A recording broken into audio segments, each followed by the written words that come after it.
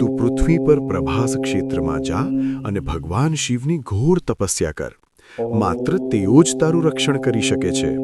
ચંદ્રદેવ પ્રભાસ પાટણ આવ્યા. તેમણે ત્યાં રેતી અને માટીમાંથી એક શિવલિંગ બનાવ્યું અને મહામૃત્યુંજય મંત્રનો જાપ શરૂ કર્યો. હે ભોળાનાથ, હે મહાકાલ, મારી ભૂલની ક્ષમા કરો. મને જીવન આપો પ્રભુ. વત્સચંદ્રે, તારી તપસ્યાથી હું પ્રસન્ન છું. માંગ, તારે શું વરદાન જોઈએ છે? પ્રભુ, દક્ષના શ્રાપથી મને મુક્ત કરો. મારું તેજ મને પાછું આપો. ચંદ્ર, પ્રજાપતિ દક્ષનો શ્રાપ સંપૂર્ણપણે મિથ્યા ન થઈ શકે, પરંતુ હું તેને સુધારી શકું છું. હવેથી તારું તેજ 15 દિવસ ઘટશે અને 15 દિવસ વધશે. જે પૂનમના દિવસે તું 16 કળાએ ખીલીશ, તારું મૃત્યુ નહીં થાય, તું અમર રહીશ.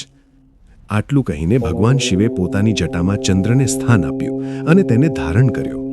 હે પ્રભુ, આપ મારા નાથ બન્યા છો, તેથી આ જ્યોતિર્લિંગ આજથી સોમનાથ તરીકે ઓળખાશે. આમ પૃથ્વી પર પ્રથમ જ્યોતિર્લિંગ સોમનાથ મહાદેવની સ્થાપના થઈ.